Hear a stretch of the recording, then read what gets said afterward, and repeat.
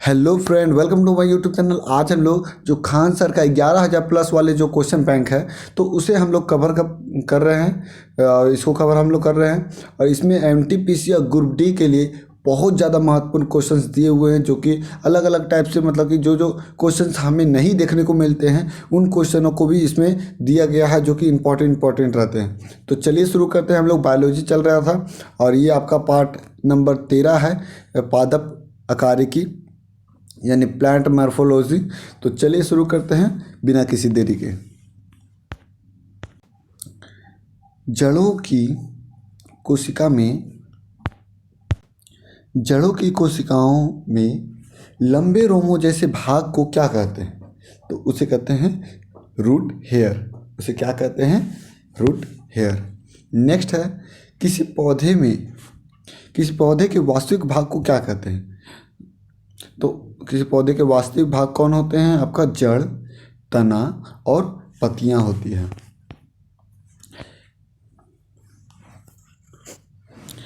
खाना बनाने एवं स्वाद हेतु प्रयोग किए जाने वाला जो अदरक होता है वो एक राइबोसोम है। जो क्या होता है? तो जो भूमिगत तना होता है। राइबोस मतलब जो आपका अदरक है वो क्या है? एक तना होता है। हम आलू के पौधे का कौन सा भाग खाते हैं? तो उसका भी हम लोग तना ही खाते हैं। नेक्स्ट है, निम्नलिखित में से जो गलत कथन है उसे चुनना है। पत्तियों के कोशिकाओं के ऊपरी और निचली परत जो है वो भोजन का संश्लेषण करती है। ये बिल्कुल गलत है। ऊपरी और निचली भाग वाला ऐसा नहीं है। इसमें सही क्या है, आइए हम लोग उससे जानते हैं। आंतरिक भागों की रक्षा करती है। जो ऊपरी और निचली परत जो होती है, पत्तियों की ऊपरी और निचली परत कोशिकाओं की, वो रक्षा करती है आंतरिक वाला भागों को। भोजन आपका पानी की मात्रा को कंट्रोल करती है। और चौथा है, मतलब कि डी नंबर ऑप्शन है, गैसों का आदान प्रदान करती है। तो ये तीन सही हैं। बाकी जो भोजन का संश्लेषण करती है ये बिल्कुल गलत है। आइए आगे देखते हैं हम लोग। पौधे का कौन सा हिस्सा गैसों के आदान प्रदान में सहयोग करता है?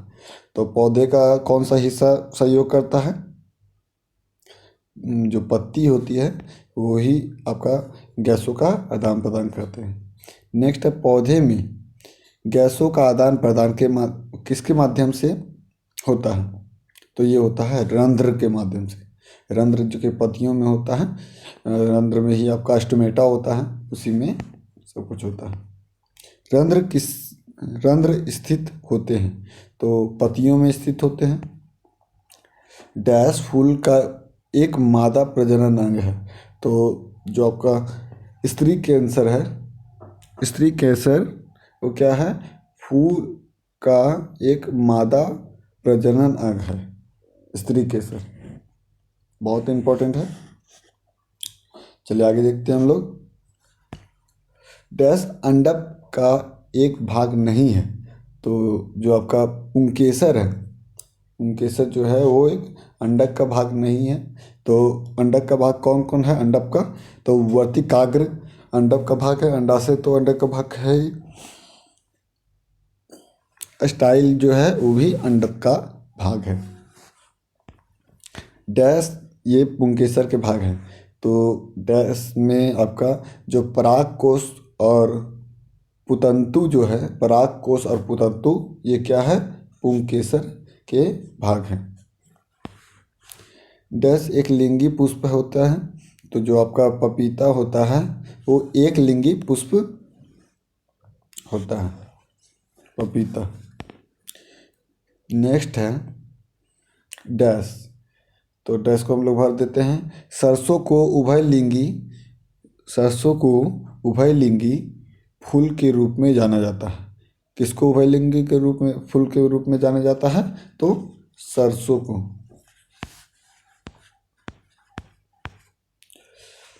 नेक्स्ट है, फूल के प्रजनन भागों को क्या कहा जाता है? तो जो फूल के नर प्रजनन भाग होते हैं उसे पुंकेसर कहते हैं। फूल के हिस्से जब जिस आधार पे उपस्थित होते हैं, फूल का जो हिस्सा होता है वो जिस आधार पे उपस्थित होता है उसे क्या कहते हैं? तो उसे कहते हैं पुष्पासन। फूल के हिस्से जिस आधार पे उपस्थित होते हैं उसे क्या कहते हैं? पुष्पासन। परागकण किस में पाए जाते हैं? तो ये पाए जाते हैं पराग कोश में। परागकण किस में पाए जाते हैं? पराग कोश में। निम्नलिखित में से कौन पुष्प के मध्य में स्थित होता है? तो जो कार्पेल जो है वो कहाँ पर होता है? तो पुष्प के मध्य में स्थित होता है कार्पेल। और इम्पोर्टेंट, देखिए टेक्नीशियन में बहुत बार आ चुका है ये। नेक्स्ट है एक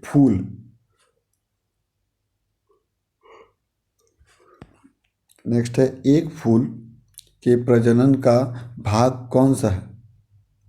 तो ये आपका पुंकेसर और कार्पल्स। एक फूल प्रजनन का भाग कौन सा है? तो पुंकेसर और कार्पल्स जो है वो एक फूल प्रजनन का भाग है। नेक्स्ट है फूल प्रजनन के लिए फूलों में आवश्यक अंग कौन सा है? तो वही पुंकेसर और स्त्री केसर। पुंकेसर और स्त्री केसर हम लोग जो स्त्री केसर पढ़े थे वो क्या था? तो नादा प्रजनन अंग था। अब पुंकेसर जो है वो नर प्रजनन अंग है। तो इसलिए जो इसकी मतलब कौन कौन सा अंग होता है आवश्यक? तो पुंकेसर और स्त्री केसर। ठीक है, पुंकेसर और कार्पल्स भी होता है। तो कार्पल्स मुझे लगता है फीमेल वालों में मतलब मादा वाला में होता हुआ। ठीक है, चलिए आगे देखते हैं हम लोग। पुष्प में स्त्री केसर के शीघ्र भाग को क्या कहा जाता है? तो उसे कहा जाता है वर्तिकाग्र या स्टिग्मा। जो पुष्प का स्त्री केसर के जो शीर्ष वाला भाग होता है, ऊपर वाला टॉप वाला भाग, उसे क्या कहते हैं? वर्तिकाग्र या स्टिग्मा। नेक्स्ट है पुष्पों का मादा जनन अंग कहलाता है। तो कार्पेल। पुष्पों का जो मादा जनन अंग जो है वो क्या कहलाता है? कार्पेल। अच्छा, सब इंपॉर्टेंट क्वेश्चन दे रहा है। नेक्स्ट है निम्नलिखित में से कौन सा भाग वनस्पति जनन में हिस्सा नहीं लेता है? तो जो आपका फूल है वो क्या करता है कि वनस्पति जनन में हिस्सा नहीं लेता। वनस्पति जनन में कौन हिस्सा नहीं लेता है? तो जो फूल है वनस्पति जनन में हिस्सा नहीं लेता है। नेक्स्ट है निम्नलिखित में से कौन बीज अंकुरण के दौरान आगामी प्रारोह में विकसित होते हैं? निम्नलिखित में से कौन बीज अंकुरित के दौरान क्या होता है कि आगामी प्रारोह में विकसित होते हैं? तो ये होता है प्रांकुर जो होते हैं वो आगामी प्रारोह में विकसित होते हैं। आगे देखते हैं हम लोग। डैश बीज में 3 भाग होते हैं। तो कौन कौन से भाग होते हैं? तो पहला है बीजपत्र, दूसरा है मूलांकुर और तीसरा है प्राकुर। बीजपत्र, मूलांकुर और प्राकुर। आगे देखते हैं। पौधे भविष्य के लिए खाद को बीज के डैश में संग्रहित करते हैं। तो जो कोटिलेडॉन है, जो पौधे क्या करते हैं कि भविष्य के लिए खाद को बीज के कोटिलॉन में कोटिलेडॉन में संग्रहित करके रखते हैं। कोटिलेडॉन में कहाँ पर? कोटिलेडॉन में। ठीक है। नेक्स्ट है डैश, यानी इसको भर देते हैं। बीज पत्र पौधे के बीज में एक खाद्य भंडार के रूप में कार्य करता है। बीज पत्र क्या करता है कि पौधे के बीज में एक खाद्य भंडार के रूप में कार्य करता है। टमाटर क्या है? तो टमाटर एक फल है। इनमें से किसी सामान्य फल के रूप में नहीं जाना जाता। तो जो टमाटर है वो सामान्य फल के रूप में प्रयोग नहीं किया जाता। निम्नलिखित में से कौन सा बहुबीजी फल नहीं है? तो जो आपका लीची है वो बहुबीजी फल नहीं होता है। लीची क्या है, मतलब कि बहुबीजी फल नहीं है। नेक्स्ट है, निम्नलिखित में से कौन सा एक फलीदार पौधा है?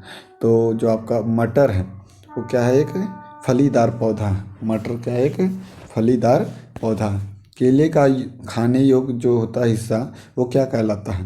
वो कहलाता है अंतर फल भित्ति और मध्य भित्ति। निम्नलिखित में से कौन सा अपने जीवन काल के केवल एक बार ही फूल और फल देता है? तो वो देता है आपका केला। केला जो है एक बार, मतलब कि अच्छे तरीके से पूरा एकदम केला दे देगा फल, और फिर उसके बाद कहानी खत्म, फिर गाछ काट के फिर दूसरा गाछ लगाइए। नेक्स्ट है, डैश पादप का एक वर्धी भाग नहीं है। तो कौन? तो आपका जो फल है वो पादप का क्या है, वर्धी भाग नहीं है। नेक्स्ट है, निम्नलिखित में से कौन सा पदार्थ निम्नलिखित में से कौन सा पदार्थ पौधे के लिए सूक्ष्म पोषक होता है? तो वो होता है आपका बोरॉन। बोरॉन जो है उसका सूक्ष्म पोषण होता है। नेक्स्ट है, निम्नलिखित पादप अंगों में से कौन सा अंग श्वसन अंग है? तो जो पत्ती है उससे श्वसन अंग कहते हैं। पर्यावरण का अवयव का उदाहरण है। पर्यावरण का जो अजैव है अवयव का उदाहरण डैश है, तो वो है आपका वायु। तो अजैव अवयव का उदाहरण कौन है? तो वायु। ठीक है।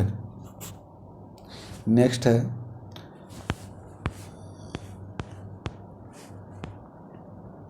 हरे पौधे को, क्या है क्वेश्चन, कि हरे पौधे को कुल कितने पोषक तत्व की आवश्यकता होती है?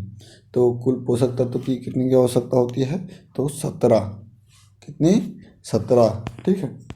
नेक्स्ट है, निम्न में से पौधे के लिए आवश्यक स्थूल पोषक तत्व कौन सा, मतलब कि चुना किसी, मतलब कि अच्छा क्या है, पौधे के लिए आवश्यक स्थूल पोषक तत्व का चुनाव करना है।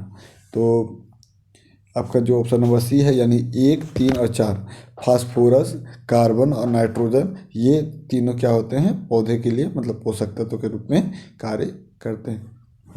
नेक्स्ट है, पौधे की लंबाई में वृद्धि के लिए आवश्यक नहीं है। तो जो आपका सोडियम है वो पौधे की लंबाई के लिए आवश्यक नहीं होता है।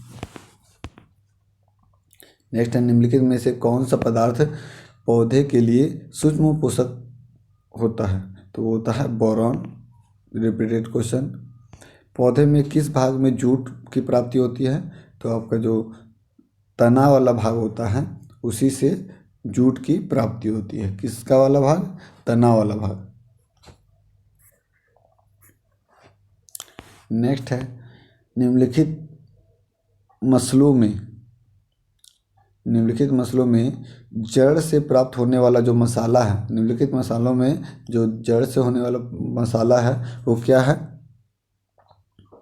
तो इनमें से कोई नहीं, यानी कि जड़ से कुछ नहीं होता है। ठीक है, हल्दी नहीं मार दीजिएगा आप।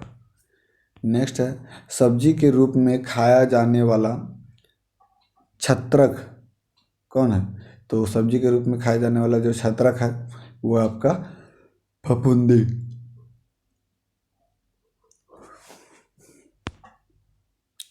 3:40 सुबह के हो रहे हैं यार, क्या ही बोले। चलिए, सब्जी के रूप में खाए जाने वाला जो छछंद्र है, छत्रक जो है वो है फफूंदी। क्या है? फफूंदी। नेक्स्ट है, अदरक एक तना है ना कि जड़, इसीलिए बोला जा रहा था कि अदरक, वो जो मसाला वाला अदरक तना था। आपका दालचीनी छिलका था ऊपर वाला तना का, और एक और क्या चीज़ था, लौंग एक पुष्प था। तो जड़ कहाँ कुछ हुआ है ना, इसीलिए याद रखिएगा कि अदरक को जड़ नहीं बना दीजिएगा। नेक्स्ट है, अदरक एक तना है ना कि जड़, क्योंकि इसमें पर्व तथा पर्व संधि होती है। इसमें क्या होता है, पर्व और पर्व संधि होती है। नेक्स्ट है कि बोगनविलिया पौधे अपनी शाखाओं पर आकर्षण रंग के लिए होते हैं। यह किसके विकास को प्रदर्शित करता है? तो जो बोगनविलिया पौधे जो होते हैं वो अपनी शाखाओं में क्या करते हैं, आकर्षित रंग के लिए, मतलब कि आकर्षित रंग के लिए होते हैं। और ये आपका किसके विकास को प्रदर्शित करता है? तो ये आपका किसके विकास को प्रदर्शित करता है? तो सहायक पंखुड़ियों के, किसके? सहायक पंखुड़ियों। नेक्स्ट आपका अनानास एक है, तो अनानास क्या है, एक कंपोजिट फल है। क्या है? एक कंपोजिट फल है। नेक्स्ट हम लोग का, तो ये चैप्टर खत्म। नेक्स्ट 14 नंबर चैप्टर आपका पादप कारिकी। पादप कारिका या फिर प्लांट फिजियोलॉजी। तो चलिए शुरू करते हैं पहला क्वेश्चन से। गार्ड कोशिका में डैश प्रवाहित होने पर वे फूल जाते हैं और जिसमें स्टोमेटा जो होता है का छिद्र खुल जाता है। तो जब पानी इसमें आपका प्रवाहित होता है, जब क्या होता है, पानी जब प्रवाहित होता है तो वो जो है वो फूल जाते हैं और स्टोमेटा का एक छिद्र, जिसमें आपका स्टोमेटा का छिद्र क्या हो जाता है, खुल जाता है। नेक्स्ट है, पौधे डैश द्वारा अतिरिक्त जल से छुटकारा पा सकते हैं। तो जो वाष्पोत्सर्जन की दर मतलब के कारण क्या होते हैं कि जल से छुटकारा पा लेते हैं पेड़ पौधे। नेक्स्ट है, पौधे की पत्तियों में मौजूद रंध्र के माध्यम से होने वाली जो जल हानि होती है वो क्या कहलाती है? तो वाष्पोत्सर्जन कहलाती है। नेक्स्ट है, जल मतलब कि जो वन है डैश द्वारा वातावरण में नमी को बढ़ाते हैं। तो जो वाष्पोत्सर्जन द्वारा वातावरण में नमी को बढ़ाते हैं। नेक्स्ट है, डैश स्थितियों में वाष्पोत्सर्जन कम हो जाता है। तो जो उच्च आर्द्रता जब होगा तो क्या होगा कि वाष्पोत्सर्जन कम हो जाता है। जो मौसम में उच्च आर्द्रता होता है तो क्या होता है कि जो वाष्पोत्सर्जन है उसकी दर कम हो जाती है। पौधे की पत्तियों से पानी के वाष्पीकरण को क्या कहते हैं? पौधे की जो पत्तियां होती है उससे आपका वाष्पोत्सर्जन होता है, वाष्पीकरण, तो को क्या कहते हैं? तो उसे कहते हैं ट्रांसपिरेशन कहते हैं। ठीक है, ये तो बहुत बार एग्जाम में आया हुआ है। नेक्स्ट है, पौधे में डैश अवशोषण और ऊपरी जो गतिविधि में जो जड़ों से पत्तियों तक पानी और खनिज को आपका संचरण करता है वो क्या कहलाता है? तो वो कहलाता है वाष्पोत्सर्जन। पानी और खनिज के संचरण में मदद करता है वो क्या कहलाता है आपका? वाष्पोत्सर्जन। वाष्पोत्सर्जन पौधे में क्या होता है कि वाष्पोत्सर्जन अवशोषण और उसकी जो गतिविधियां हैं, जैसे कि आपका जड़ों से लेकर पत्तियों तक जो पानी पहुंचाने का काम आपका जो खनिज के पहुंचाने का काम कौन करता है? तो उसका हेल्प कौन करता है? वाष्पोत्सर्जन। ऐसे तो जाइलम फ्लोएम के द्वारा होता है, लेकिन वाष्पोत्सर्जन की क्रिया होती है उसमें। नेक्स्ट है, प्रकाश संश्लेषण के दौरान बने उत्पाद कौन से हैं? तो ये होता है ग्लूकोज, जल और ऑक्सीजन। प्रकाश संश्लेषण में क्या उत्पाद होता है? तो ग्लूकोज उत्पाद होता है, जल उत्पाद होता है, ऑक्सीजन हम लोग ले लेते हैं, जल वाष्पोत्सर्जन हो जाता है, ग्लूकोज स्टार्च के रूप में बदल के वो अपना खाना को स्टोर करता है। चलिए आगे देखते हैं। डैश परपोषित पोषण की एक पद्धति नहीं है। तो स्वचालित जो है एक परपोषित आपका परपोषित पोषण का एग्जाम्पल नहीं है, ये तो दूसरा कुछ है। नेक्स्ट है, निम्नलिखित में से कौन सी प्रक्रिया कार्बन डाइऑक्साइड वातावरण को हटाती है? तो जो आपका प्रकाश संश्लेषण है वो क्या करता है कि जो आपका प्रकाश संश्लेषण है वो कार्बन डाइऑक्साइड के वातावरण की में जो है मौजूद उसको हटाता है। इस प्रक्रिया में किस प्रक्रिया में ऑक्सीजन वायु में मुक्त होता है? तो आपका जो प्रकाश संश्लेषण है वो उसमें क्या होता है कि ऑक्सीजन वायु में मुक्त होता है। नेक्स्ट है, प्रकाश संश्लेषण की प्रक्रिया में जारी होने वाला जो ऑक्सीजन कहाँ से आता है? तो वो होता है जल से आता है। ठीक है। फोटोसिंथेसिस के किस स्तर पर ग्लूकोज का निर्माण होता है? तो फोटोसिंथेसिस के आपका केल्विन साइकिल किस कहाँ पर? तो जो आपका केल्विन साइकिल है तो इस स्तर पे आपका ग्लूकोज का निर्माण होता है। Calvin cycle. डैश फाइटोक्रोम का एक प्रशांत रूप है। जो फाइटोक्रोम का एक प्रशांत रूप है वो है आपका P660। P660 फाइटोक्रोम का प्रशांत रूप है। देखिए यही सब क्वेश्चन है कि एग्जाम में मतलब आ जाते हैं और हम लोग इस टाइप के क्वेश्चन को हम लोग पढ़े हुए नहीं रहते हैं। बोलते अरे यार ये कहाँ से दे दिया, कितना डीप से पढ़ना होगा यार NTPC या ग्रुप डी के लिए। ठीक है, तो हमें लेवल पता नहीं चल पाती वो इसी सब क्वेश्चन के कारण। नेक्स्ट है, निम्नलिखित में से कौन सा प्रकाश संश्लेषण के लिए आवश्यक नहीं है? तो जो ऑक्सीजन है वो प्रकाश संश्लेषण के लिए आवश्यक नहीं होता है। नेक्स्ट है, प्रकाश संश्लेषण की प्रक्रिया में पौधे किस ऊर्जा का उपयोग करते हैं? तो पौधे जो है वो सौर ऊर्जा का उपयोग करते हैं, यानी प्रकाश संश्लेषण। तो प्रकाश का जो ऊर्जा है उसका उपयोग करते हैं। प्रकाश संश्लेषण की प्रक्रिया में मदद करने वाले जो हरी पत्तियां होती है कौन सा पदार्थ को मौजूद उसमें होते हैं? तो उसमें होता है आपका क्लोरोफिल होता है। क्या होता है? क्लोरोफिल, जो कि उसी से आपका प्रकाश संश्लेषण होता है। इसलिए जो पेड़ पौधों का रसोई घर जो है, पत्तियों का रसोई घर क्लोरोफिल को कहा जाता है।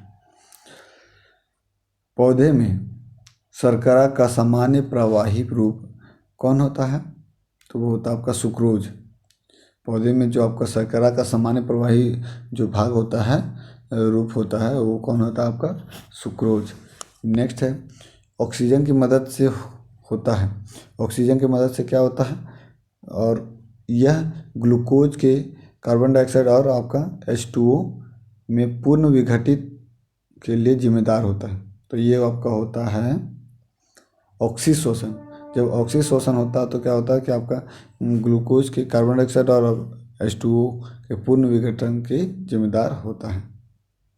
ऑक्सीजन की मदद से होता है ये। ठीक है। नेक्स्ट है, O2 यानी ऑक्सीजन का उपयोग करके पाइरूवेट का विभाजन डैश में होता है। तो ये आपका माइटोकॉन्ड्रिया में जो ऑक्सीजन का उपयोग करके पाइरूवेट का विभाजन कौन करता है? तो माइटोकॉन्ड्रिया करता है। ठीक है। नेक्स्ट है आपका, निम्नलिखित में से कौन सा जीव विज्ञान में कोशिका का ऊर्जा स्रोत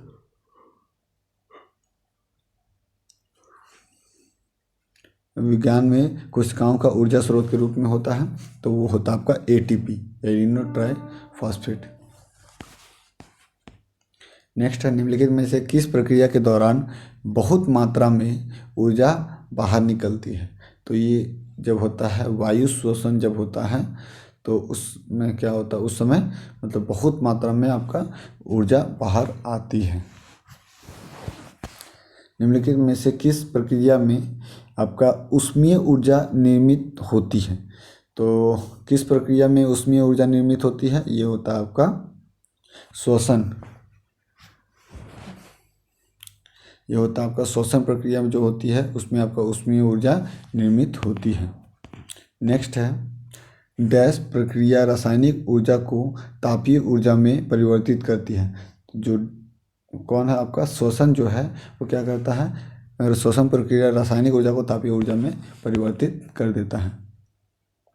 श्वसन के पहला चरण ग्लूकोज का किसमें विखंडन होता है, तो ग्लूकोज का पाइरूवेट में विखंडन होता है। ये हम लोग पहले भी पढ़े कि पाइरूवेट में ग्लूकोज विखंडन होता है।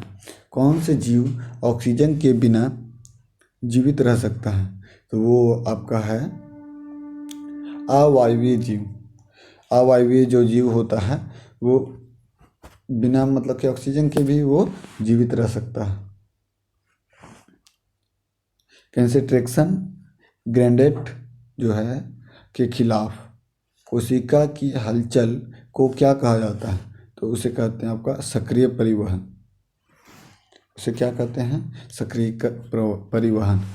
कंसंट्रेशन ग्रेडिएंट का जो खिलाफ कोशिका का जो हलचल होता है उसे क्या कहते हैं, तो सक्रिय परिवहन।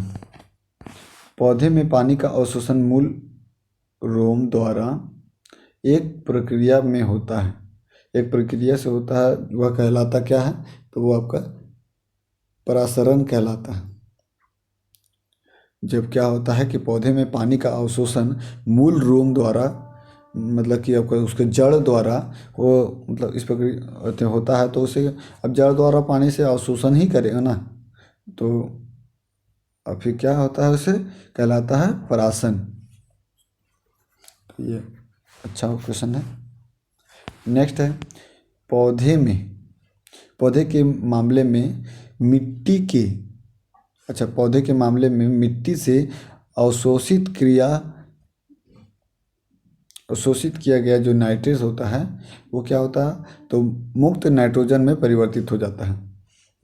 जो अवशोषित किया हुआ नाइट्रेट जो होता है वो मुक्त आपका नाइट्रोजन में परिवर्तित हो जाता है। फाइटो हार्मोन क्या है, तो फाइटो हार्मोन क्या है, तो ये आपका प्रकाश संश्लेषण के लिए इस्तेमाल किए जाने वाला एक पदार्थ है फाइटो हार्मोन। नेक्स्ट है डैश हार्मोन के विसरण के कारण पौधे जड़ की दूसरी तरफ मुड़ जाती है, तो ये आपका होता है ऑक्सीन के कारण।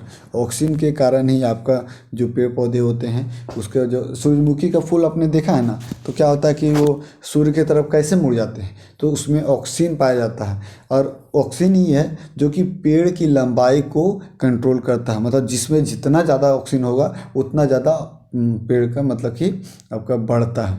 तो बताइए कि सबसे ज़्यादा किसकी लंबाई स्पीड में बढ़ती है। यूकेलिप्टस तो हम लोगों ने पढ़ा ही है, लेकिन अगर मान लें सबसे ज़्यादा मैक्सिमम बोला जाए तो होता है आपका बांस। जो बम्बू होता है उसमें सबसे ज़्यादा ऑक्सीजन की मात्रा पाई जाती है, जो कि मतलब इतना स्पीड में बढ़ता है बांस को, तो आपको पता ही होगा। ठीक है। नेक्स्ट है पौधे में बौनापन निम्नलिखित में से किसके उपचार द्वारा नियंत्रित किया जाता है, तो ये आपका जिब्रेलिक अम्ल के कारण क्या होता है कि पौधे में बौनापन हो जाता है। वो आपका किसके उपचार द्वारा नियंत्रित, अच्छा जिब्रेलिक अम्ल के उपचार के द्वारा क्या होता है कि जो पौधे का बौनापन होता है उसको ठीक किया जाता है जिब्रेलिक अम्ल के द्वारा।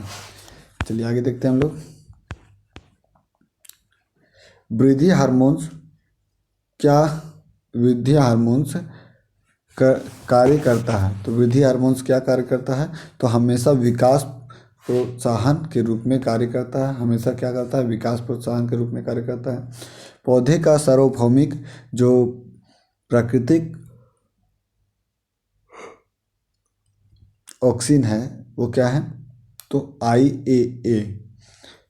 पौधे का सार्वभौमिक प्राकृतिक ऑक्सीजन कौन सा है, तो IAA। निम्नलिखित में से कौन सा जानवरों में पाए जाने वाला हार्मोन्स नहीं है, तो ऑक्सीजन जो है वो पेड़ पौधे में ही सिर्फ पाया जाता है, जानवर में नहीं पाया जाता। नेक्स्ट है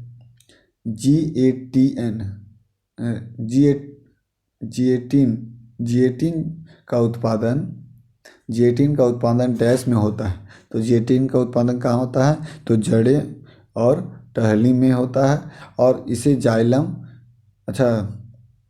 जिएटिन का उत्पादन जड़ें में होता है और इसे जाइलम में टहनी तक पहुंचाया जाता है। जाइलम में क्या होता है? टहनी तक पहुंचाया जाता है और यहाँ कोशिका विभाजन को बढ़ावा देता है। तो ये अच्छा क्वेश्चन है आपका। चलिए नेक्स्ट देखते हैं, निम्नलिखित में से कौन सा रंध्र को बंद करने वाले पत्तियों के गिरने में मदद करता है? तो ये आपका जो एब्सिसिक नाम भी उठपटांग है। एब्सिक अम्ल जो होता है वो क्या कहता है कि जो पौधे में रंध्र को क्या कहता है? रंध्रों के बंद होने और पत्तियों के गिरने में मदद करता है। एब्सिक अम्ल। नेक्स्ट है आपका, निम्न में से कौन सा पादप हार्मोन्स वृद्धि रोकता है? निम्नलिखित में से कौन सा पादप जो है हार्मोन्स वृद्धि रोकता है? तो ये आपका वही है आपका एब्सिक अम्ल। आगे देखते हैं, बहुत ज़्यादा इंपॉर्टेंट लग रहा है क्योंकि ग्रुप डी में 4-5 बार और टेक्नीशियन में 1 बार आ चुका है कि डैश पौधे में कोशिका वृद्धि और कोशिका विभाजन को बढ़ावा कौन देता है? तो ये आपका देता है साइटोकाइनिन्स। साइटोकाइनिन्स क्या करता है कि आपका कोशिका विभाजन में मदद करता है। हम लोग पहले भी पढ़े, मतलब कि आपका पढ़े तो इसमें नहीं है लेकिन पढ़ेंगे, इसके बारे में डिटेल जानकारी हमें मिलेगी। नेक्स्ट है, पौधे में स्रावित होने वाला एक हार्मोन, पौधे में स्रावित होने वाला वह हार्मोन जिनके कारण उनका तना सूरज की रोशनी की ओर झुक जाता है, तो वो आपका ऑक्सिन के कारण होता है। ठीक है, हम लोग पहले भी पढ़े। डैश पादप हार्मोन नहीं है, तो जो आपका एड्रेनलिन है, एड्रेनलिन वो क्या है? पादप हार्मोन नहीं है। तो पादप हार्मोन कौन है? तो आपका ऑक्सिन है, जिबरेलिन है और एब्सिक अम्ल है। नेक्स्ट है, अनुवर्तन अधिकांशतः दर्शाता है। अनुवर्तन जो है वो अधिकांशतः किस में दर्शाता है? आपका किसी पौधे का दिशात्मक विकास, किसी पौधे का जो दिशात्मक विकास होता है वो अनुवर्तन को मतलब कि दर्शाता है। चलिए उसके बाद देखते हैं, फोटोट्रोपिज्म का अर्थ क्या होता है? फोटोट्रोपिज्म है, यार बुक फट गया, ओह पन्ना पलटे के चक्कर में, चलो कोई बात नहीं। जो फोटोट्रोपिज्म है का उसका अर्थ क्या होता है? तो ये होता है आपका पौधे का प्रकाश की दिशा में बढ़ना। पौधे का क्या होता है? प्रकाश की दिशा में बढ़ना। नेक्स्ट है, पौधे के किसी अंग की वृद्धि, पौधे का किसी अंग की वृद्धि जब किसी विशिष्ट उद्दीपक की ओर होती है, विशिष्ट उद्दीपक की ओर होती है, तो इस प्रक्रिया को क्या कहा जाता है? तो इसे धनात्मक अनुवर्तन कहा जाता है। इसे क्या कहा जाता है? धनात्मक अनुवर्तन कहा जाता है। चलिए आगे देखते हैं, जब पौधे का भाग की वृद्धि या गति प्रकाश की अनुपस्थिति में होती है, तो इस प्रक्रिया को क्या कहा जाता है? तो इसे कहा जाता है ऋणात्मक प्रकाशानुवर्तन, ऋणात्मक प्रकाशानुवर्तन। चलिए आगे देखते हैं, पौधे किस विधि से भोजन का निर्माण करते हैं? तो प्रकाश संश्लेषण के द्वारा। पर जो पर्यावरण का अजैव अवयव का उदाहरण है तो कौन है? तो वायु जो है पर्यावरण का अजैव अवयव का उदाहरण है। नेक्स्ट है कि पौधों के प्रकाश संश्लेषी क्रिया, जो पौधे का प्रकाश संश्लेषी क्रिया होता है मनुष्य सहित पृथ्वी पर सभी प्राणियों को जीवित रखने का काम करती है। निम्नलिखित वैज्ञानिकों में से किसने इस क्षेत्र में अपने योगदान के लिए नोबेल पुरस्कार जीता है? तो ये आपका मेल्विन कैल्विन जो है, ये पौधे उदय के बारे में इतना रिसर्च इन्होंने किया है कि इन्हें नोबेल पुरस्कार दिया गया था, मेल्विन कैल्विन को। नेक्स्ट है प्रकाश संश्लेषण की क्रिया में किस प्रकाश का सबसे ज़्यादा मतलब प्रभावशाली होता है? तो लाल रंग का जो प्रकाश होता है उसका सबसे ज़्यादा प्रभावशाली होता है। नेक्स्ट है फलों के पकने से पहले गिरने पर कुछ मामले में उपज की जो महत्वपूर्ण हानि होती है, इसे किसके द्वारा रोका जा सकता है? तो इसे आपका ऑक्सीजन के छिड़काव के कारण इसे रोक सकते हैं। किससे रोक सकते हैं? तो ऑक्सीजन के छिड़काव से। चलिए आगे देखते हैं हम लोग। प्रकाश संश्लेषण में पौधे कौन सी गैस का अवचूषण करते हैं? तो आपका जो कार्बन डाइऑक्साइड का अवचूषण करता है। प्रकाश संश्लेषण में पर्णहरित की भूमिका है। तो पर्णहरित की भूमिका है, यहाँ पर आपका क्या होता है कि प्रकाश का अवशोषण होता है। पर्णहरित क्या करता है? प्रकाश का अवशोषण करता है। नेक्स्ट है पौधों तथा जड़ों की पत्ती का रंग हरा होने का कारण क्या है? तो ये जो क्लोरोफिल का होना क्या है? आपका पौधों तथा आपका जो पेड़ों में पत्तियों का हरा रंग होता है क्लोरोफिल के कारण। ठीक है, पत्तियों में हरा किस कारण से होता है? तो क्लोरोफिल के कारण। उसमें मैग्नीशियम नामक तत्व पाया जाता है, जिस कारण से क्या होता है? हरा रंग का होता है। प्रकाश संश्लेषण के दौरान प्रकाश ऊर्जा रूपांतरित होती है किसमें? तो ये आपका रासायनिक ऊर्जा में रूपांतर होती है। एक प्रक्रिया जिसका प्रयोग पौधे रात में ऊर्जा प्राप्त करने के लिए करते हैं, तो उसे कहते हैं आपका श्वसन। उसे क्या कहते हैं? श्वसन। नेक्स्ट है निम्नलिखित में से कौन सा कथन एकमात्र सही है? तो कौन सही है, आइए हम लोग उसको देखते हैं। ऑप्शन नंबर सी, पौधे अपनी जड़ द्वारा मिट्टी से भोजन अवशोषण करते हैं। बिल्कुल सही है। नेक्स्ट है निम्नलिखित में से अंकुर के लिए सामान्यतः किसकी आवश्यकता नहीं होती है? तो अंकुर के लिए सामान्यतः प्रकाश की आवश्यकता नहीं होती। हम लोग घर में भी कोई भी चीज़ देखते हैं, चना वना फूल लाते हैं तो वो अंकुर जाता है। ठीक है। नेक्स्ट है पौधे में जल की ऊपर की ओर गति करती है जो वो आपका क्या कहलाता है? तो रसारोहण। पौधे में जल के ऊपर गति कहलाती क्या है? तो रसारोहण। नेक्स्ट है दिन के समय पौधे जो होते हैं वो कार्बन डाइऑक्साइड लेते हैं और ऑक्सीजन छोड़ते हैं। दिन के समय क्या करते हैं? कार्बन डाइऑक्साइड लेते हैं और ऑक्सीजन छोड़ते हैं। सभी सजीव पदार्थ अपने श्वसन के लिए ऑक्सीजन का उपयोग करते हैं। सभी सजीव क्या करते हैं कि श्वसन के लिए ऑक्सीजन का उपयोग करते हैं। पौधे द्वारा किस समय ऑक्सीजन की मतलब कि पुनः पूर्ति की जाती है? तो वो आपका दिन के समय क्या करता है कि पुनः पूर्ति उसको की जाती है।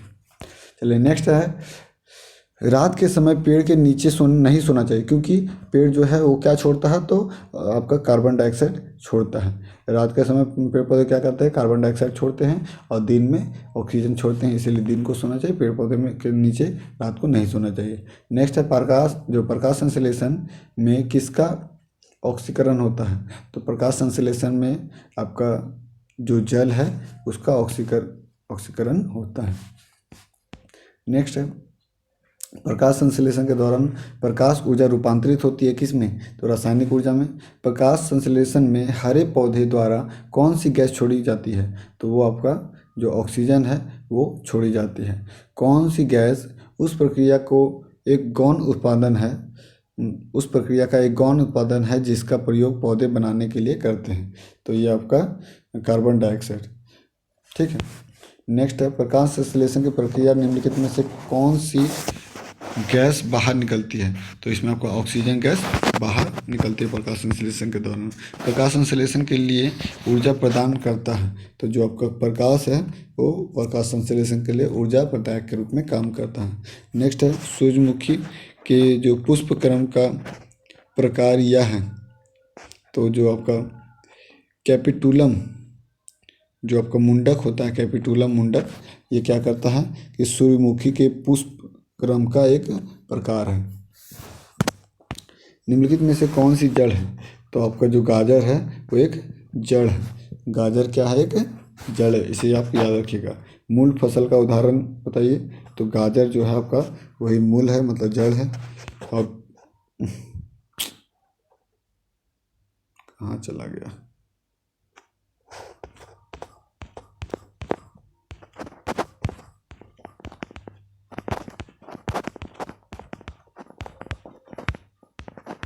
मूल फसल का उदाहरण है गाजर। ठीक है, आलू आपका तना है, हल्दी भी तना है और अदरक भी तना है। पौधे का वह भाग जो पानी और वीर्यों को जड़ों से पौधे के अनेक भागों तक ले जाता है, तो उसे कहते हैं जाइलम। जाइलम क्या करता है कि पौधे का वह भाग है जो पानी एवं विलय के जड़ों, मतलब जड़ों से लेके पानी और जो खनिज पदार्थ होता है उसको मतलब कि ऊपर लेके जाता है, उसको अनेक भागों तक पौधे के। ठीक, अरे यार क्या हो जा रहा है।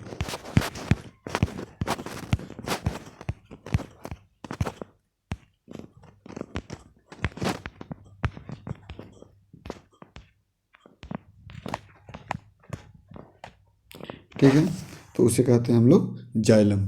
ठीक है, ये आपका चैप्टर हो गया समाप्त। अब नेक्स्ट चैप्टर नंबर है आपका 15। क्या है आपका, पौधे में जनन। चलिए नेक्स्ट देखते हैं हम लोग पौधे में जनन।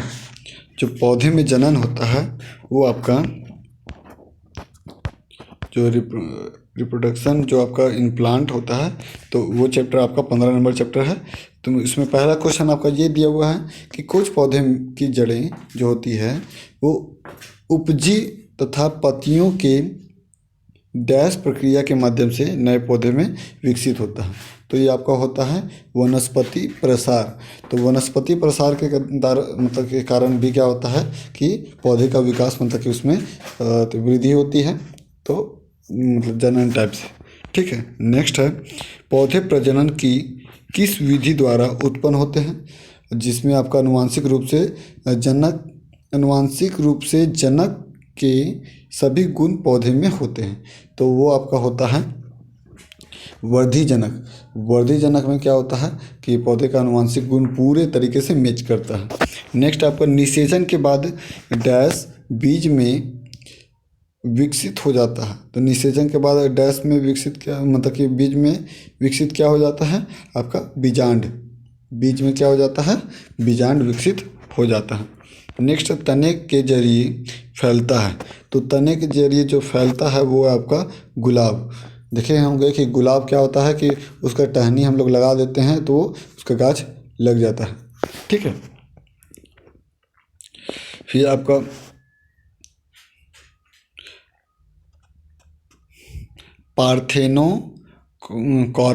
पार्थेनोकॉर्पी जो है को किसके रूप में परिभाषित किया गया है। तो पार्थेनो जो कॉर्पी है उसे आपका निषेचन के बिना फलों का विकास के रूप में परिभाषित किया गया है। निषेचन के बिना फलों का विकास के रूप में परिभाषित किया गया है किसको, तो पार्थेनोकॉर्पी में। निम्नलिखित में से कौन बड़े भ्रूण के लिए पोषक उत्तक का कार्य करता है। तो कौन जो है वो बड़े भ्रूण के लिए मतलब पोषक उत्तक का कार्य करता है, वो आपका एंडोस्पर्म।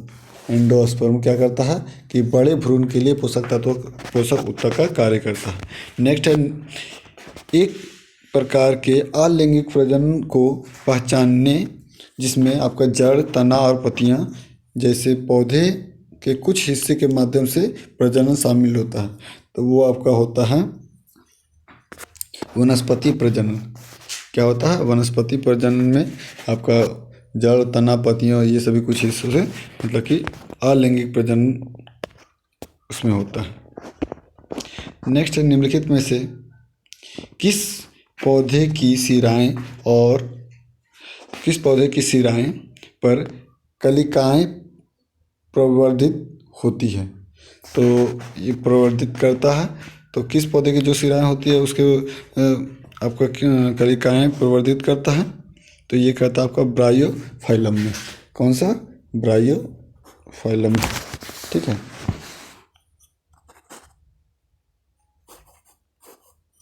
चलिए नेक्स्ट देखते हैं, क्रॉस परागण के लिए निम्नलिखित में से कौन सा परागण के कारक नहीं है? तो क्रॉस परागण के लिए निम्नलिखित में से आपका जो कौन सा परागण के कारक नहीं है? तो वो आपका है पौधे। ठीक है। नेक्स्ट है, फसल के पौधे के वे समूह जो वनस्पति पद्धति से उपजते हैं वो क्या कहलाते हैं? आपका गन्ना, आलू और केला जो है वो क्या करते हैं? पौधे के, वैसे मतलब कि फसल है जो पौधे के वे समूह जो वनस्पति पद्धति को उपजाते हैं वो आपका होता है गन्ना, आलू और केला। चलिए आगे देखते हैं हम लोग, किस प्रकार के प्रजनन से अधिक विविधता उत्पन्न होती है? तो लैंगिक प्रजनन से, हम लोग पहले भी पढ़े हैं इसको कि लैंगिक प्रजनन से अधिक विविधता देखने को मिलती है। पौधे का कौन सा हिस्सा रनर यानी कि जो घास होता है, घास में अलैंगिक रूप से प्रजनन करने की क्रिया विशेषीकृत होती है? तो ये आपका होता है तना के द्वारा। तो जो तना वाला जो हिस्सा, पौधे का जो तना वाला हिस्सा है उससे क्या होता है? रनर यानी कि जो घास है, घास में अलैंगिक रूप से प्रजनन करने के लिए विशेषीकृत होती है। नेक्स्ट आपका एक प्रसुप्त या डॉर्मेंट भ्रूण द्वारा सामान्य विकास के आरंभ अथवा पुनर्ग्रहण को क्या कहते हैं? तो उसे कहते हैं हम लोग अंकुरन। क्या कहते हैं उसे? हम लोग अंकुरन कहते हैं।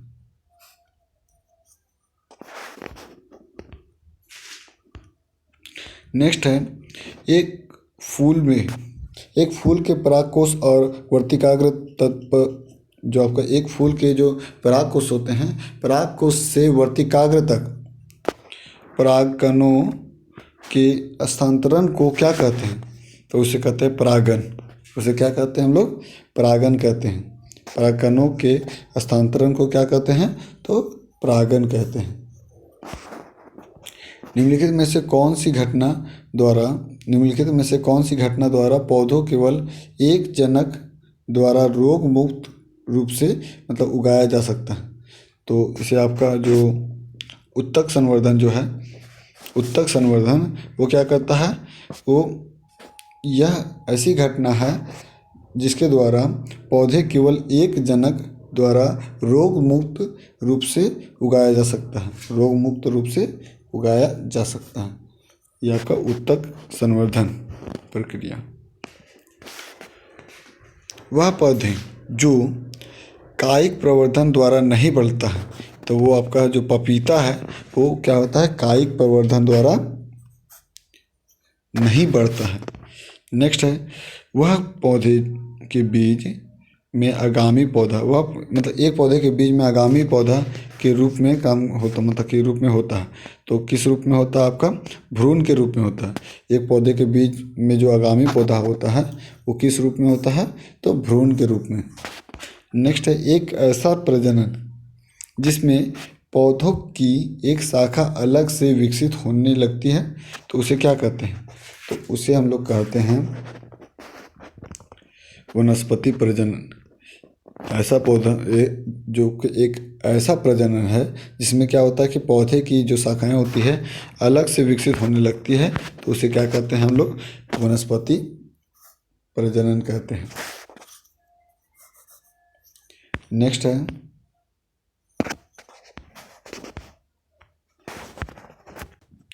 वनस्पति प्रजनन हो गया। इसके बाद है अलैंगिक प्रजनन होता है। अलैंगिक प्रजनन किसमें होता है? आपका कम विकसित जानवर कम विकसित जानवरों और पौधों में जो होता है वो आपका आलिंगिक प्रजनन होता है। परागकण डैश के द्वारा उत्पन्न किए जाते हैं। तो परागकण जो है वो पराग कोश के द्वारा उत्पन्न किए जाते हैं। परागकण जो है वो किसके रूप में उत्पन्न किए जाते हैं? पराग कोश के रूप में। परागकण की जो दाब है, परागकण के बाद डैश होता है। तो परागकण के बाद क्या होता है? उर्वर्धन होता है। परागकण के बाद क्या होता है? उर्वर्धन। निम्नलिखित में से कौन सा पौधे के तने के माध्यम से प्रजनन करता है? पौधे के तने के माध्यम से गुलाब जो है वो प्रजनन करता है। नेक्स्ट है, निम्नलिखित में से क्या अंडक में उपस्थित होता है? तो जो आपका बीजांड है, बीजांड आपका अंडक में उपस्थित होता है। नेक्स्ट है, निम्नलिखित में से कौन सा आलिंगिक प्रजनन का एक प्रकार नहीं है?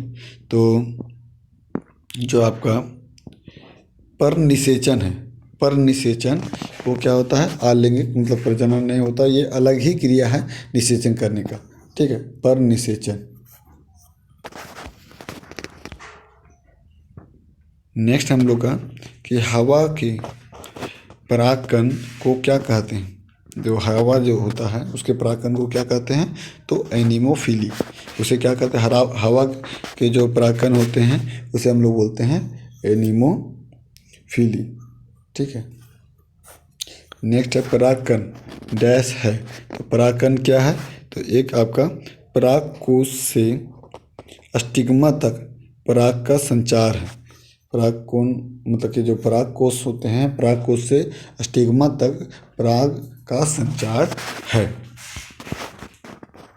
चलिए आगे हम लोग 16 नंबर चैप्टर देखते हैं। अब मज़ेदार चीज़ आती ही रहेगी और पूरा मतलब ऐसा चीज़ आएगा ना कि क्या कहें, मतलब एग्ज़ाम के लिए बहुत ज़्यादा इंपॉर्टेंट चीज़ें आएगी। तो चलिए हम लोग 16 नंबर चैप्टर देखते हैं। लगभग तो मेरा कितना 71 नंबर पेज तक हो ही गया यार, अब तो कितना 25 पेज बचले। चलो शुरू करते हैं। आर्थिक महत्व के जीव एवं वनस्पति।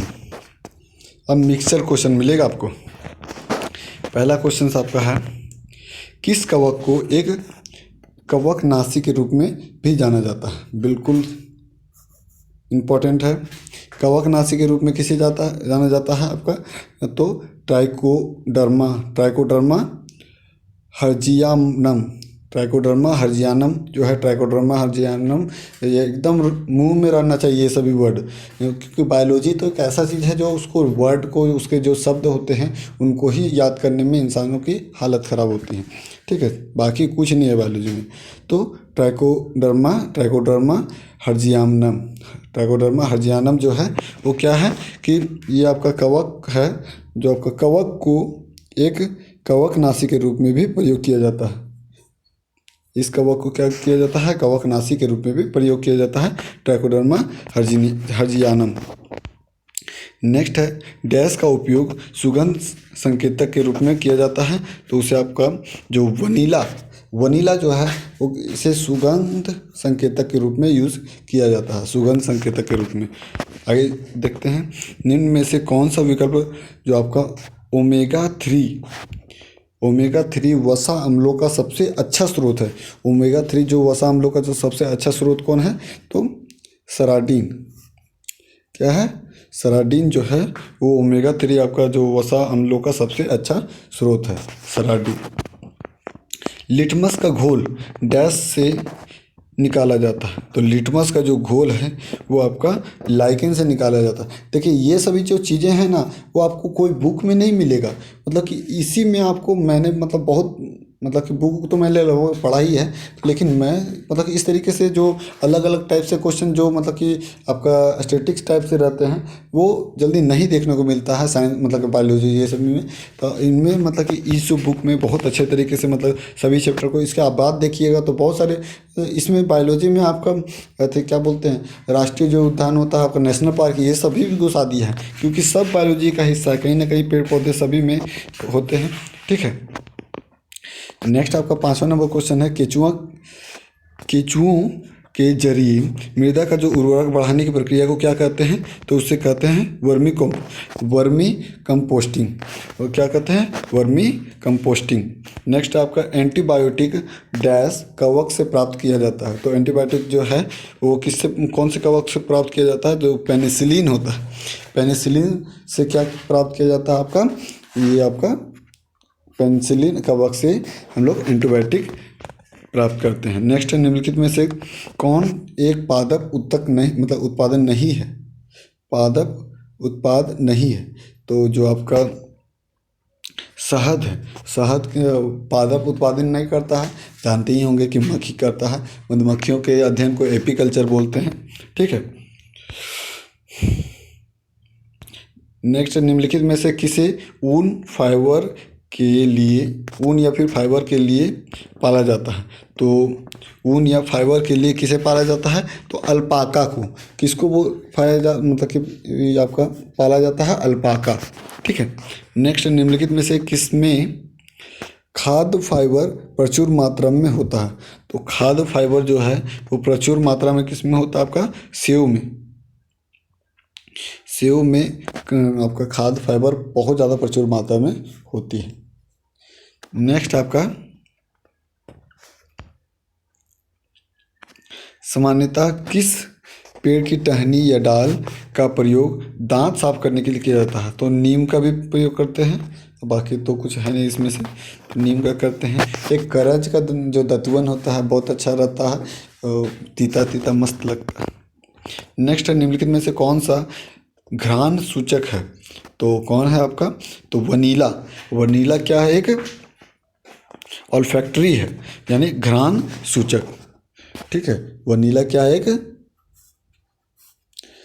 घ्राण सूचक है। नेक्स्ट आपका निम्नलिखित में से कौन सा कुनैन का एक स्रोत है? तो सुनकोना का जो छाल होता है उसी से किनोन, मतलब कि जो कुनैन की दवा निकाली जाती है।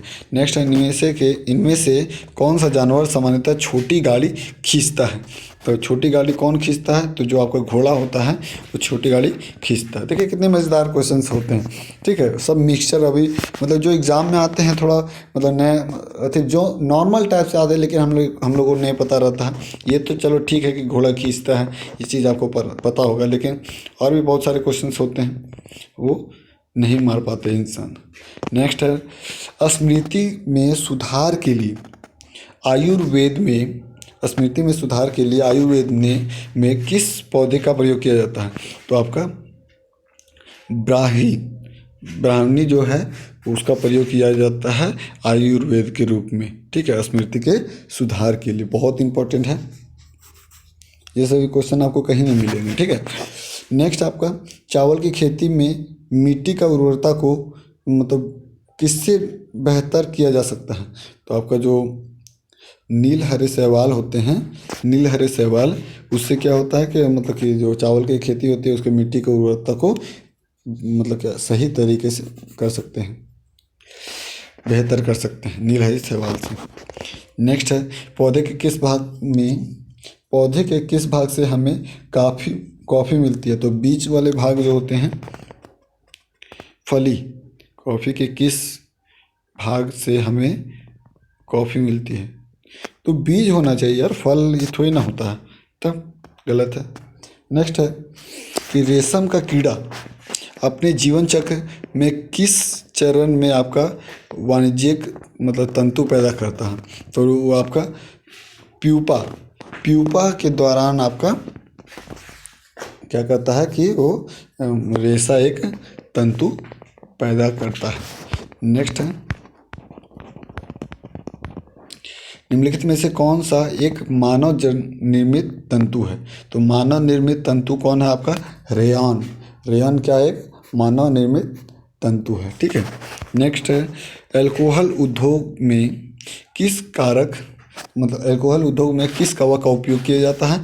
तो आपका ईस्ट जो होता है, ईस्ट का उपयोग अल्कोहल के निर्माण में किया जाता है। नेक्स्ट है, मिलान करना है तो जो कुनेन है वो तने के छाल से होता है, यानी पहला का सी, मतलब पहला का 3, यानी बी नंबर ऑप्शन सही होगा। फिर आपका डिजिटेलिस जो है वो आपका पत्तियों से मिलता है। रवोल्फिया जो है, रवोल्फिया आपका जड़ से मिलता है, और हेरोइन जो है वो किससे मिलता है? आपका फल से। तो हेरोइन जो है वो फल से ही, मतलब उसका जो पुष्प होता है, फूल, उसी से प्राप्त होता है। ठीक है, जब पोस्तो रहता है ना, उसी का फूल से ही टाइप से प्राप्त होता है। तो अच्छा क्वेश्चन है। नेक्स्ट है, निम्नलिखित में से कौन सा जीवाश्म ईंधन नहीं है? तो जीवाश्म ईंधन कौन नहीं है? तो वो आपका है नाइट्रोजन। नाइट्रोजन जो है वो आपका जीवाश्म ईंधन नहीं है। आगे देखते हैं, जेली स्टार्च प्रोटीन उदाहरण है। तो जेली स्टार्च जो है वो आपका प्रोटीन उदाहरण है किसका? तो आपका द्रव, और द्रव का ठोस में विलयन, द्रव का ठोस में विलयन आपका जेली जो है वो स्टार्च प्रोटीन का उदाहरण है। नेक्स्ट है, किसकी उपस्थिति के कारण कुछ तेल संपन्न बीजों को लंबी अवधि तक उनके तेल में किसी परिवर्तन के बिना जमा किया जाता है? तो उसे आपका प्रोटीन्स कहते हैं। तो किसकी उपस्थिति के कारण? तो आपका जो प्रोटीन्स की उपस्थिति के कारण क्या होता है कि कुछ तेल संपन्न बीजों को लंबी अवधि तक उसके तेल में किसी परिवर्तन के बिना आपका जमा कर रख सकते हैं। नेक्स्ट है हम लोग का, कौन सी दवा टाइफाइड उपचार के लिए मतलब उपयोग होता है? तो जो आपका क्लोरोमाइसेटिन, मुंह में बैठा लीजिए शब्द को, क्लोरोमाइसेटिन। तो क्लोरोमाइसेटिन जो है वो आपका मतलब टाइफाइड जो उपचार के लिए महत्वपूर्ण भूमिका निभाता है। असत्य फल उत्पन्न होता है। तो असत्य फल जो है वो आपका कौन सा है, कौन उत्पन्न करता है? तो इनमें से कोई उत्पन्न नहीं, बाकी मतलब ये सभी जो हैं वो सत्य फल उत्पन्न करते हैं। परागकोश, आपका अंडाशय और बीजांड जो है, ये सभी क्या करते हैं? सत्य फल उत्पन्न करते हैं। नेक्स्ट है, इनमें से कौन सा एक कीट के शरीर का उत्सर्जन अंग है? तो कौन है? तो मूंगा जो है एक कीट के शरीर का उत्सर्जन अंग है। ठीक है, मूंगा क्या है? एक कीट के शरीर का उत्सर्जन अंग है। नेक्स्ट है, निम्नलिखित में से किस पौधे में डाइकेसियल साइम इनफ्लोरेसेंस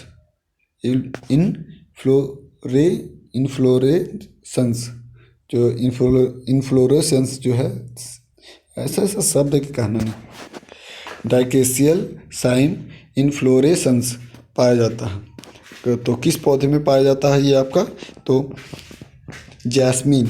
नाम भी भाई ऑप्शन से तो छाटी लेगा, ये सरसों, मूली, गाजर, ये तो घर नॉर्मल चीज़ है। जैस्मीन में आपका ये इंग्लिश वाले शब्द पाए जाते हैं। नेक्स्ट है, वर्मी कंपोस्ट किस तरह के खाद हैं? तो वर्मी कंपोस्ट जो है वो आपका केंचुआ द्वारा मतलब उत्पादित जैविक खाद होते हैं। वर्मी कंपोस्ट हम लोग पहले भी पढ़े थे। यूरिया निम्न में से किस प्रकार का जो आपका फर्टिलाइजर है? तो यूरिया जो है वो आपका नाइट्रोजन का फर्टिलाइजर है। यूरिया किसका फर्टिलाइजर है? आपका नाइट्रोजन का फर्टिलाइजर है। नेक्स्ट है, उर्वरक में यह तत्व अनुपस्थित होता है। तो उर्वरक में कौन सा तत्व अनुपस्थित होता है? तो क्लोरीन जो है वो उसमें उपस्थित नहीं होता है। नेक्स्ट, निम्नलिखित में से किस उर्वरक को अमोनिया गैस और कार्बन डाइऑक्साइड को उच्च दाब पर आधारित तैयार किया जाता है? तो ये आपका तैयार किया जाता है यूरिया। क्या तैयार किया जाता है आपका? यूरिया, जो कि ये जो यूरिया उर्वरक है को अमोनिया गैस और कार्बन डाइऑक्साइड के उच्च दाब पर आधारित पे उसको तैयार किया जाता है। नेक्स्ट है, पौधे में नाइट्रोजन के लिए अच्छा उर्वरक कौन है?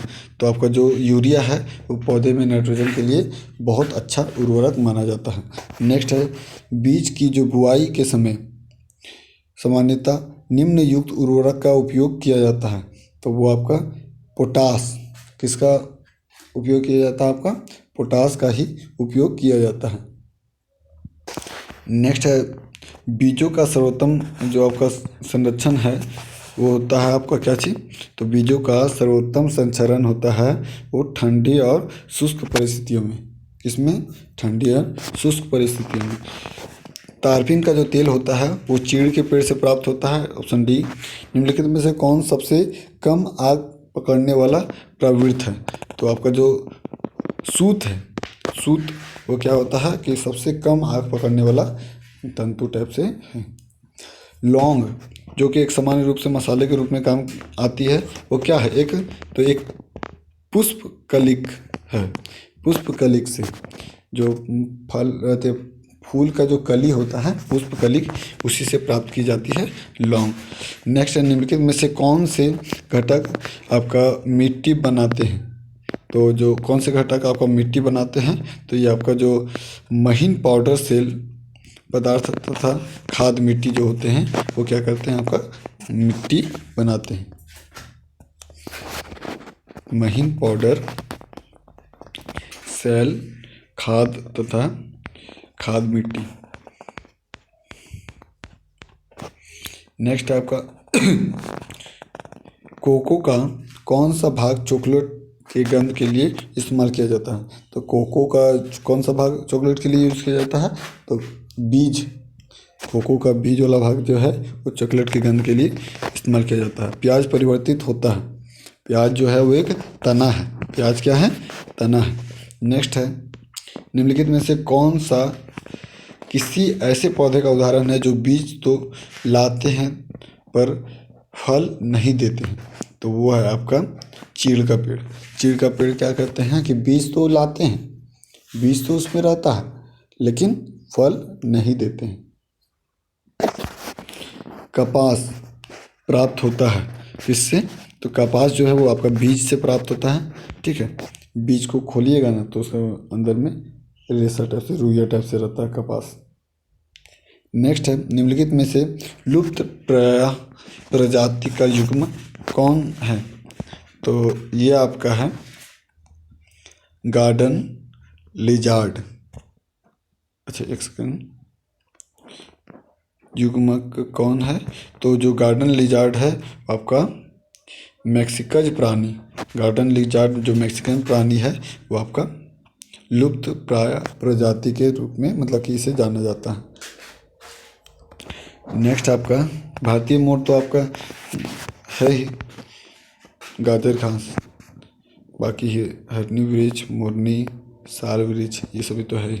नेक्स्ट है रंजक व खाद्य पदार्थ, रंजक व खाद्य पदार्थ बनाने में प्रयोग किया जाता है। रंजक व खाद्य पदार्थ बनाने में उपयोग क्या किया जाता है, तो जो कैरामल का यूज़ किया जाता है आपका खाद्य पदार्थ को बनाने में, रंजक व खाद्य पदार्थ बनाने में।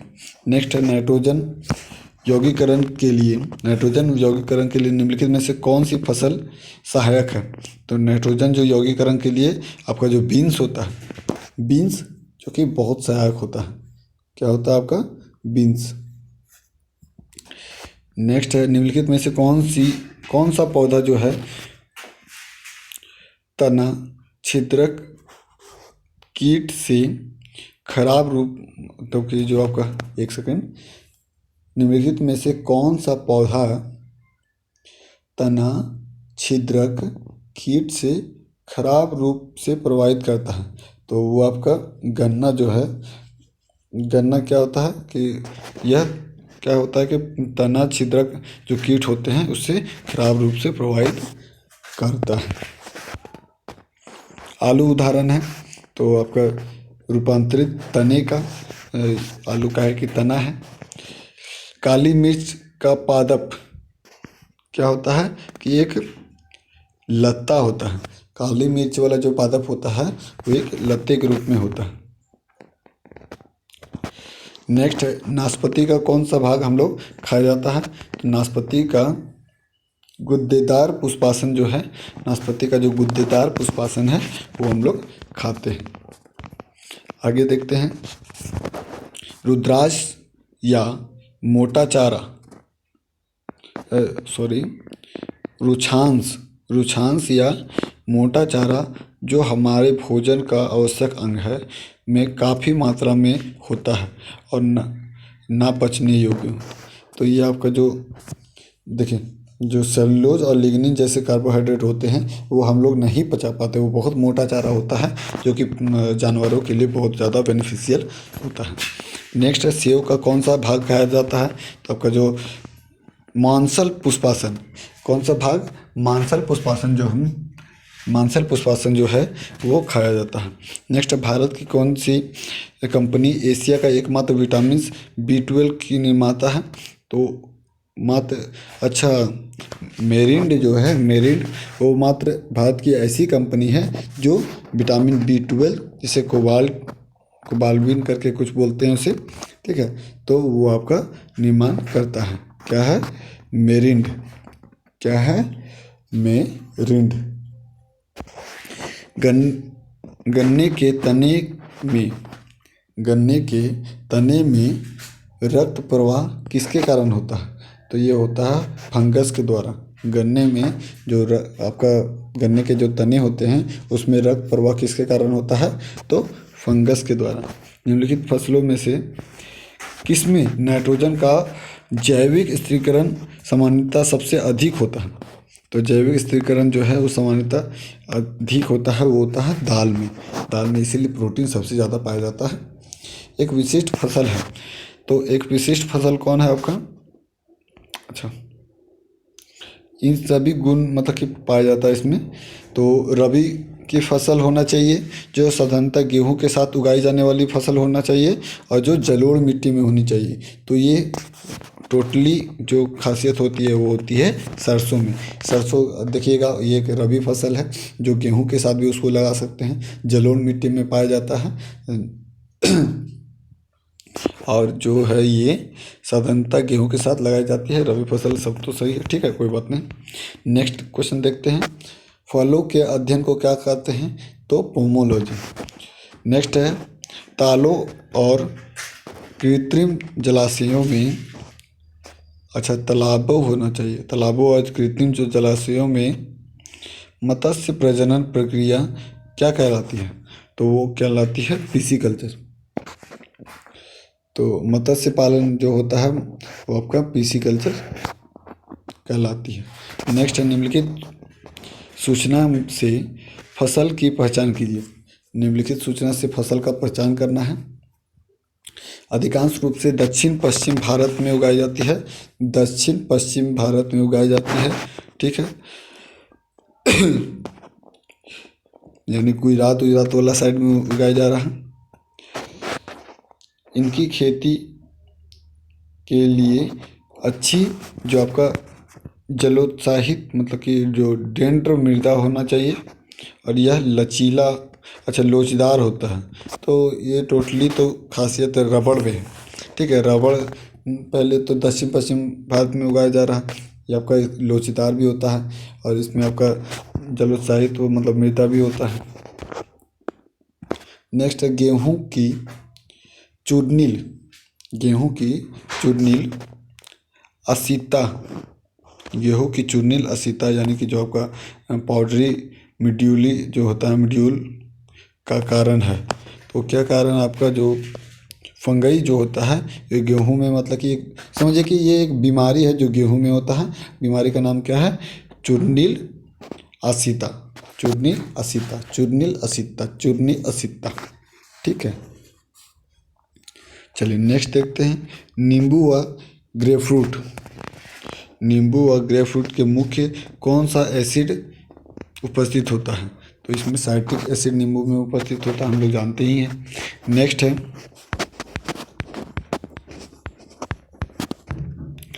बांस किस कुल का पौधा है? तो बांस एक घास है, बांस एक क्या है? घास है। कौन सा मतलब किसी घोल की अम्लता या क्षारीयता मापने के लिए पीएच स्केल किसने सबसे पहले दिया था? तो सोरेनसन ने ही मतलब पीएच स्केल की खोज की थी। अदरक होता है एक तना, मिट्टी में खारापन एवं क्षारीय सामान्यता इसका समाधान क्या है? तो इसका समाधान है आपका कि खेतों में जिप्सम का प्रयोग। खेतों में अगर जिप्सम का प्रयोग कीजिएगा तो मिट्टी में खारापन और क्षारीयता है उसका समस्या दूर हो जाती है। केचुआ के लाभ क्या है? तो वो क्या करता है कि जो जमीन वाला मिट्टी जो होता है उसको उपजाऊ बनाता है। नेक्स्ट है प्याज है, तो प्याज एक बल्ब है। प्याज क्या है? एक बल्ब है। ठीक, ये तो कुछ नया लग रहा मुझे, इसे मैं ठीक कर लेता हूँ।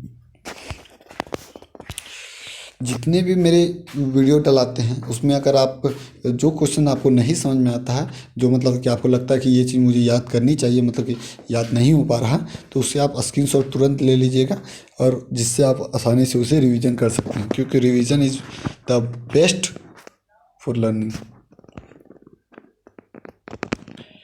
नेक्स्ट है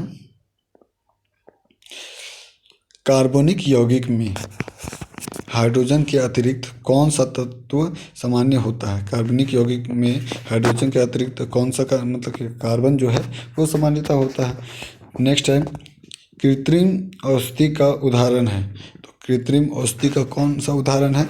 तो आपका जो एस्पिरिन जो है, एस्पिरिन ये कृत्रिम औषधि का उदाहरण है। क्या है? एस्पिरिन। नेक्स्ट है आमतौर पर प्रयोग में लाया जाने वाला जो मसाला लौंग जो होता है वो आपका फूल की कली होता है, पहले भी हम लोग पढ़े। निम्नलिखित में से कौन सा पदार्थ प्राकृतिक रूप से खट्टा है? तो आपका जो कौन सा पदार्थ सिरका। सिरका क्या है? खट्टा। बाकी चूना, चीनी और बेकिंग पाउडर ये सभी क्या है? वो कड़वा यानी क्षारीय। एरी सिल्क, एरी सिल्क फिलोसेनिया रिसिना सिल्क, फिलोसेनिया रिसिना सिल्क वर्ग द्वारा पैदा किया जाता है। निम्नलिखित में से किस पौधे पर इसको पालन होता है? तो ये होता है आपका कैस्टर, यानी इसे बोलते हैं हम लोग अरंडी। ठीक है, तो कैस्टर में ये पालन होता है। क्या पालन होता है? तो फिलोसेनिया फिलोसेनिया फिलोसेनिया फिलोसेनिया सिरीना, फिलोसेनिया सिरीना। नेक्स्ट है निम्नलिखित में से कौन सा पुष्पीय पादप भारत की उत्पत्ति का, निम्नलिखित में से कौन सा जो है पुष्पीय पादप भारत की उत्पत्ति का है और जिसे भारत से ले जाकर मतलब अनेक देशों में विकसित किया जाता है? तो ये आपका है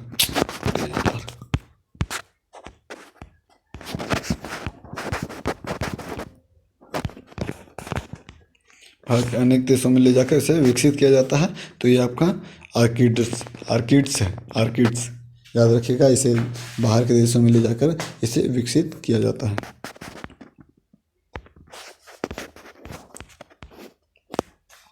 डीडीटी, डीडीटी का उपयोग किया जाता है, तो कीटनाशक के रूप में डीडीटी का उपयोग किया जाता है, ये चीज़ आप याद रखिएगा। नेक्स्ट आपका रोहम्बिक मोनोक्लिनिक जो है, रोहम्बिक मोनोक्लिनिक एवं प्लास्टिक सल्फर है। रोहम्बिक मोनोक्लिनिक एवं प्लास्टिक सल्फर क्या है? एक एलोट्रोप्स है। क्या है आपका? एक एलोट्रोप्स है।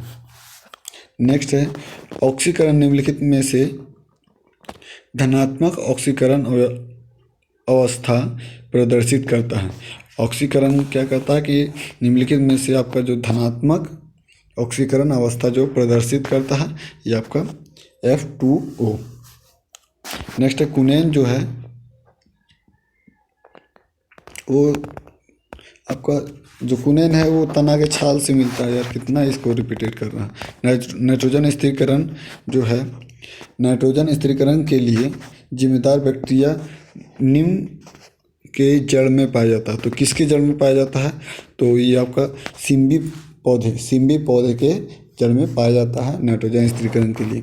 नेक्स्ट है निम्नलिखित में से कौन सा जल तथा कार्बन डाइऑक्साइड को कार्बोहाइड्रेट में बदलता है? तो वो आपका है शैवाल।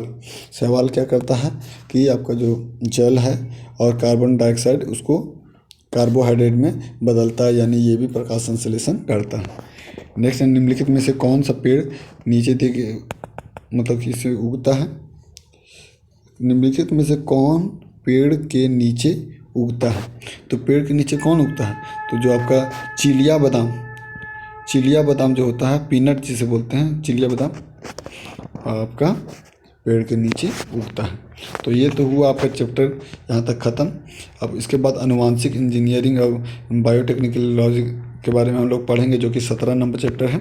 ठीक है, हम लोग देखिए 75 पेज तक करती हैं और मात्र 20 पेज बचा हुआ है। समय भी काफ़ी हो गया है, 1 घंटा 20 मिनट, जो कि सबसे मैक्सिमम समय इस बार का है।